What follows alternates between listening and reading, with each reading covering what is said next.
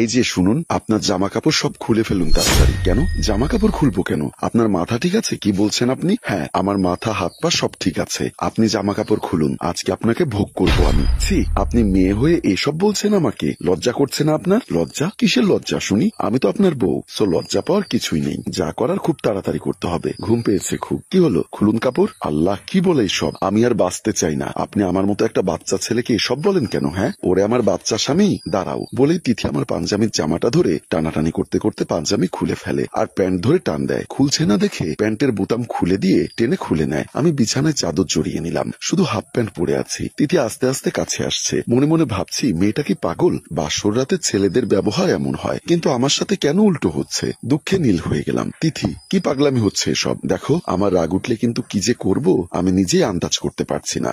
যত সব এসছে কিছু করতে। আপনার যদি এই অবস্থা না করতাম তাহলে আপনি নিজেই আমার সাথে এমন করতেন। তাই আপনাকে বোঝালাম আপনি এমন করলে আমার মনের অবস্থাটা কেমন হতো। আমার রাগ উঠছে। তা দেখে তিথি বলল, হয়েছে, আর রাগ করতে হবে না। যান, গিয়ে ফ্রেশ হয়ে লুঙ্গি গেঞ্জি পরে আসুন। আসলেই তুমি একটা আজব আর অদ্ভুত একটা মেয়ে। আমার তো প্রাণ বেরিয়ে গেছিল। রাক্ষসী ভেবেছিলাম। রাক্ষসীর কি দেখলেন? আস্তে আস্তে আরো বুঝবেন কত ধানে কত চাল। আমি কোন রকম উঠে দৌড়ে বের হয়ে গেলাম ওয়াশরুমের দিকে। দরজার সামনে এসে ভাবছি, এর সাথে কথা বলা যাবে না। বিয়ের প্রথম রাতেই অবস্থা কাহিল, বাকি জীবন তো আছে আরো। কেন যে আম্মু চাকরি অবস্থায়। আর তুমি কি বুঝতে পারছো না আমি এখন বিয়ে করতে চাই না? সবেমাত্র চাকরিতে জয়েন করেছি, আরো কিছু সময় যাক। না, তা একদম হবে না। আমার বান্ধবীকে আমি কথা দিয়ে ফেলেছি যে তোর সাথে শীঘ্রই ওই মেয়ের বিয়ে দিব। আমার বয়স হয়েছে বাবা, বুঝতে হবে। আম্মুর বয়স হয়েছে, তাই আর না করিনি। আর মেয়েটাও দেখতে হ্যাপি কিউট। ও হ্যাঁ, ওর নাম তো তিথি। কিছুক্ষণ আগে যার সাথে কিছু সিনেমা হলো সে আমার বউ। দেখতে তো খুবই মায়াবী, সহজ সরল মনে হয়, কিন্তু পেটে যে এত বুদ্ধি সেটা কি জানতাম? মনে হয় জীবন জীবনের জায়গায় থাকবে না, ছাদে গিয়ে একবারে জমে যাবে আর একবার রোদে গেলে গলে যাবে। তবে যাই হোক, বউটা পেয়েছি মনের মতো।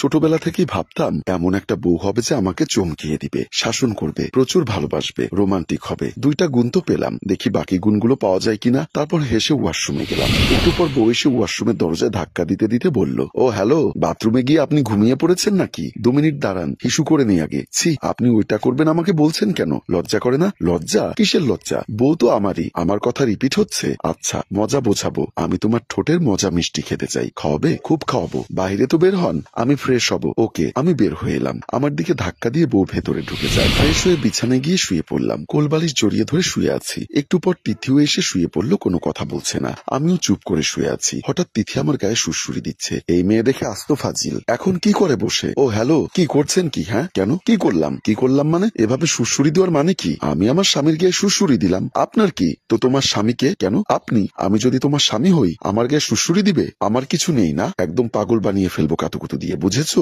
ওটা রাখুন। আপনি এটা কি করছেন? হ্যাঁ, একটা কোলবালিশকে জড়িয়ে ধরে আছেন এমন ভাবে যেন ওটা আপনার আপন কেউ, আর অন্যদিকে আপনার একটা অঙ্গ শুয়ে শুয়ে হিংসায় জ্বলছে। সেটা দেখছেন না? আমার অঙ্গ জ্বলছে? কই, আমি তো বুঝতে পারছি না। সেটা বুঝতে হলে অঙ্গটাকে অনুভব করতে হয়, তাকে কাছে টেনে নিতে হয়, তার হার্টবিটের আওয়াজ শুনতে হয়। কি এখনো চুপ করেই থাকবেন? কিছু বলবেন না? না, কিছু বলবো না, আমার হার্ট বলে দেবে সব। তিথি কোলবালিশ সরিয়ে আমার বুকের উপর মাথা রাখলো। কিছুক্ষণ পর বুকে ঠান্ডা লাগছিল ফ্যানের বাতাসে, তো দেখলাম ভেজা। তিথির চোখের দিকে তাকিয়ে দেখি ওর চোখ লাল। তুমি কাঁদছো কেন? আমি খুব করে চাইতাম এমন একটা মানুষ যে আমাকে এভাবে বুকে জড়িয়ে ধরে রাখবে সারা জীবন। মনে হয় আমি পেয়েছি। এভাবে আগলে রাখবেন তো আমায়? হ্যাঁ, তবে শর্ত আছে। শর্ত? কি শর্ত বলুন? আমাকে ভালোবাসতে হবে খুব, আম্মুকে কষ্ট দিতে পারবে না, ব্যাস এটুকুই। তিথি হাসতে হাসতে বলল, এসব তো আমি আগেই ঠিক করে রেখেছি। তাহলে আর কি, আমার কোনো সমস্যা নেই তোমাকে আগলে রাখতে। ঘুমো, আজকে সারাদিনে অনেক ধকল গেছে তোমার উপর দিয়ে। কিসের ধকল? আমি তো সারাদিনই ঘুমিয়েছি। সন্ধ্যায় আম্মু ডাক দিল, তখন উঠে সাজুগুজু করলাম একটু। তুমি তো দেখছি আস্ত ফাজিল। কি করব বলুন? বাসায় অনুষ্ঠান হলে আমার শুধু ঘুম পায়, তুমি তাহলে কুড়ে? জি না, আমার সাথে ঝগড়া করবেন না, ওকে? না হলে বিছানা থেকে ফেলে দিয়ে আর বিছানায় জায়গা দিব না। ওকে, সরি সরি। সকালে ঘুম ভেঙে গেল পাশের বাসার ভাবি রুমের দরজায় এসে ডাকার ফলে। তিথি এখনো বাচ্চাদের মতো ঘুমিয়ে আছে। এই তিথি, ওঠো, অনেক সকাল হয়ে গেছে, ওঠো এবার।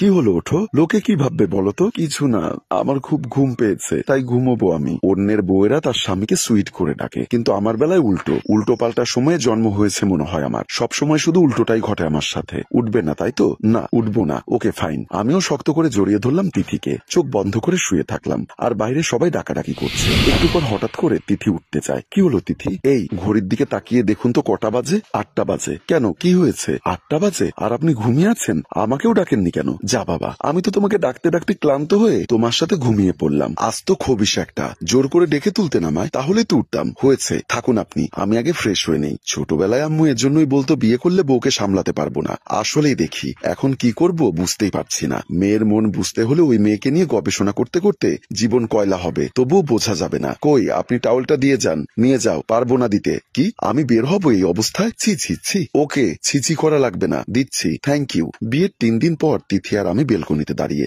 আপনি আমাকে ভালোবাসেন? কেন, সন্দেহ আছে নাকি? না নেই, কিন্তু প্রপোজ তো করেননি এখনো। আমি ভালোবাসি কিনা সেটা জানতে চেয়েছেন। প্রপোজ করিনি, ঠিক আছে, সরি। আর তোমাকে জিজ্ঞাসা করিনি, কারণ তুমি আমায় ভালোবাসো, তাই তোমার শত আবদার আমার কাছে। প্রপোজ করবেন আমায়, কোনো সরি বলে লাভ নেই। পাশে তাকিয়ে দেখি ফুলের টব। আচ্ছা চোখ বন্ধ করো। কেন, দরকার আছে। ওকে, বন্ধ করলাম। আমি টব থেকে একটি ফুল নিয়ে সামনে ধরলাম। তিথির সামনে ফুলটা ধরে বললাম চোখ খুলতে। সে চোখ খুলতেই বললাম, তুমি কি ফুলের মতো আমার জীবনটা সুন্দর করবে, সুবাসিত করবে? সত্যি বলছি, তোমাকে সারা জীবন আগলে রাখার দায়িত্ব আমার। তিথি আমাকে জড়িয়ে ধরে, আমিও তিথিকে জড়িয়ে ধরলাম। কিছু বলবেন না? না। কেন? কিছু কথা মুখ দিয়ে নয়, হৃদয় দিয়ে বলতে হয়। শুনতে পাচ্ছি না কেন? হৃদয় দিয়ে শুনুন, শুনতে পাবেন। তাহলে বাপ্পি আর তিথির হৃদয় দিয়ে কথা আদান প্রদান হোক, আর ডিস্টার্ব না দেই, কি বলেন? আর এখানেই সুন্দর মুহূর্তের মধ্য দিয়ে আমাদের গল্প শেষ হয়। সম্মানিত ভিউয়ার্স, সংসার খুব সুখের হয় যখন স্বামী স্ত্রী একজনের মন আরেকজন বোঝে, দুজন দুজনকে ফেলে না যাওয়ার প্রতিজ্ঞা করে। সুখী হোক সকল পরিবার। গল্পটির ভাবনা ও পরিচালনায় হাশেম রাজু, চিত্রগ্রহণ মিজান, প্রযোজনায় মঞ্জুর মোর্শেদ, মিউজিক প্লাস। গল্পটি ভালো লাগলে লাইক, কমেন্ট ও শেয়ার করে দিন। ধন্যবাদ।